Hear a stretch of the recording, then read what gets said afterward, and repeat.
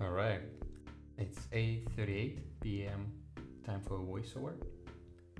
What I have here is a arcade game, quote-unquote game, I guess. It's maybe too simple to be called a game yet, but been working on it from time to time, having the breaks between coding sessions for like weeks or months sometimes. So I thought maybe doing some recordings might help to stay on track and, well, basically have another reason to sit down and add some features. I'm not a game developer, obviously, so yeah, I'm just learning as I go. And it's quite simple. An arcade, you run around. As you progress with a score, you can get to the next level, and then the ground is restored, rocks are removed, you have more space to walk around, and yeah, you're just trying to survive as long as you can. Ultimately, yeah, you can compare your score with your friends, if you have any. This is actually where the idea is coming from. When I was in high school, we started computer science course, I suppose, and yeah, my dad decided to help me out and work on this thing with me. It was very fun, very nice of him to do this. The game was somewhat brutal. Sometimes you would get hit with an item on your head, and because you start with no health, you just die and you have to start over. And I think my favorite part about this game is I was able to launch a binary from 2009 today on a Windows 11 and on Linux through Wine without doing anything else. Like, I just executed. Super refreshing in the times of Node modules and Docker containers and all this stuff. Yeah, and here just a walkthrough.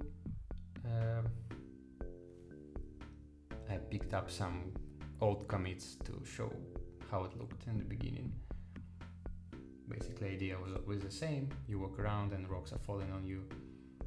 And if you compare it with the original version, I decided to add something on top of it, right? You have animations, you like stuff is falling, there is isometric rendering, and then obviously you can add features on top.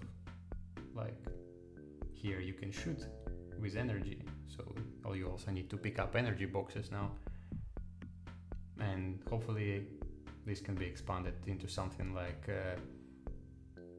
I don't know, probably vampire survivals style thing, right? You can get to choose what kind of a build you want to do as you progress through levels, and then you get more enemies and so on. Yeah, this is, I think, a current version made it full screen, but the resolution is the same, so I don't know, maybe I need to do another set of assets for high resolution screen. On the other hand, I'm not really sure if people do it for like pixel art kind of games. I wouldn't call this an art particularly, but there are definitely pixels, so maybe I can get away with a low resolution. Though, yeah, I would just focus on the features for now. And all this other stuff is more technical and probably not needed until you're actually shipping something. Technology-wise, super simple. It's just a Raylib and a Go bindings for Raylib. No particular reason for Go. I think I was learning it back when I started and I just stick with it. And yeah, was really liking it so far. I specifically didn't want to pick any engine like Unity, Unreal, anything like that, because I didn't want to learn the tool, right, to get started. I just wanted to write some code for the game. And I was also trying to keep it super simple and sometimes even dumb. You might see some copy paste here and there, but it was working out very good, especially when you having long breaks between coding sessions. You can just jump up and down call stack and see what's happening where, who is calling who, instead of like chasing the interface and who implements this in this place, you know, all sorts of stuff. So you just don't see it here. And yeah, at some point when you see, okay, I'm copy pasting this thing over and over again, or it's not optimal anymore, it's very easy to refactor it, or maybe abstract some pieces if you need to. And yeah, Raylib was also super nice. You don't have to really know anything about like rendering, graphics, and also different platforms, right? You just install dependencies for your platform, you compile it, and it works. You put your update function and render function into the while loop, all you have to do. There is also this like a debug mode with a console where you can set parameters, shoot some rocks, and change speed, maybe speed it up or slow things down. Sometimes it's useful for debugging animations, or maybe like right rendering order because it's isometric. I think it was the most complicated part, to make sure that things that fall in from the top, they stay on top.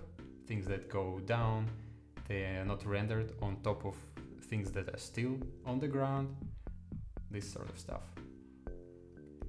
And yeah, I think that's pretty much all I have for today. And let me know if you have any questions, if you want to see some code snippets or just gameplay ideas.